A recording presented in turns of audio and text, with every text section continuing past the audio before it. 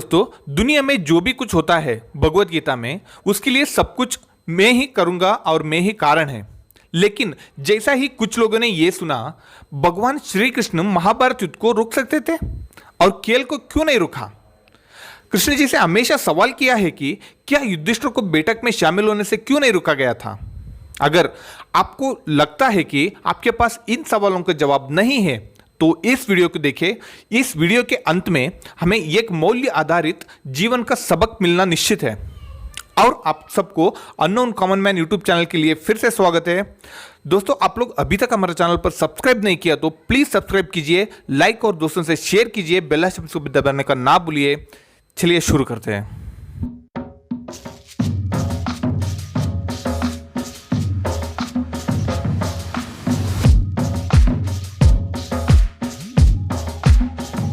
मित्रों, एक बार कृष्ण के घनिष्ठ मित्र अद्वैत ने कहा, हे भगवान श्री कृष्ण, क्या आपसे एक प्रश्न पूछ सकता है।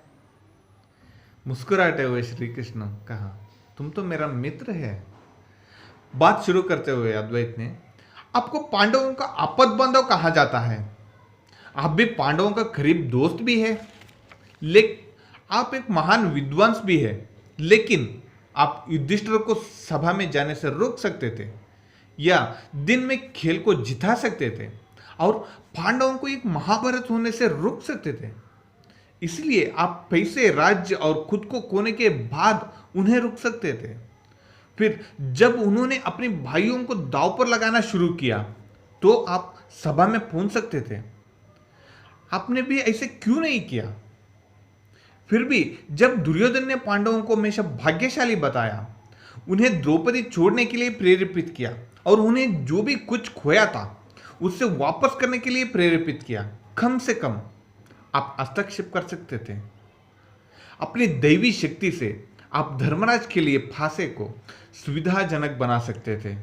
इसके बजाय जब द्रौपदी अपनी विनम्रता को खो रही थी तब आपने हस्तक्षेप किया, तब आपने उसके कपड़े दिए और द्रौपदी की विनम्रता को धावा किया। लेकिन आपने कितना किया। उन्होंने सवाल किया है कि क्या यह सब पहले हुआ है। क्या कोई पुरुष किसी महिला को सभा में घसीटता है और सभा के सामने अपमानित करने की कोशिश करता है। आपने क्या बचाया। यदि आप संकट के समय अपने प्रियजनक को मदद नहीं कर सकते हैं तो आप अपने आप को आपदबंधु कैसे कहा सकता है। बताओ, संकट के समय मदद नहीं किया तो क्या फायदा। यह है धर्म है। उसने हर्षपूर्ण मन से प्रश्न पूछा।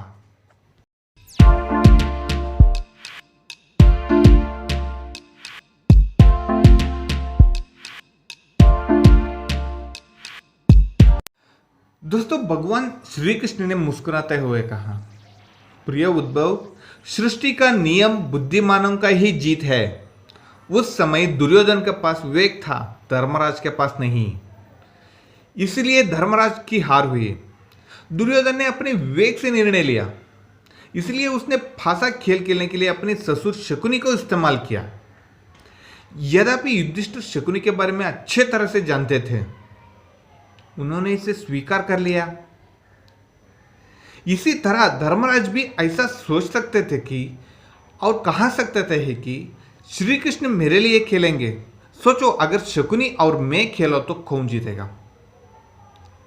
खैर, उन्होंने मुझे खेल में शामिल नहीं किया, इसलिए मैं उन्हें माफ कर सकता हूं, लेकिन उसने एक और बड़ी गलती कर दी, ये प्रार्थना करते हुए कि जब तक वहां मुझे ना बुलाए तब तक वो सभा में ना आए।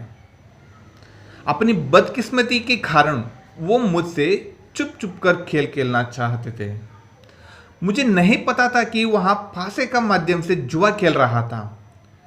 इस प्रकार उन्होंने मुझे अपनी प्रार्थनाओं से बांध दिया। भीम, अर्जुन, नकुल और सहदेव सब मुझे भूल गए थे। मैं अभी भी कमरे के बाहर इंतजार कर रहा था क्योंकि किसी ने मुझे बुलाए और द्रौपदी को सभा में खींच के लेके गया तो उन्होंने मुझे नहीं बुलाया और द्रौपदी कौरव के सामने बहस करने शुरू कर दी। लेकिन दुर्योधन और कौरवों ने अहंकार में डूबे हुए थे, क्योंकि वो फंसे का खेल में द्रौपदी को जीत लिया था। जब द्रौपदी बहस करने में असफल रहा तो अपनी भाई कृष्ण मतलब मुझे बुलाया गया। जैसे ही मुझे बुलाया गया मैं देर नहीं किया, और अब बताओ इस स्थिति में अपनी गलती बताओ।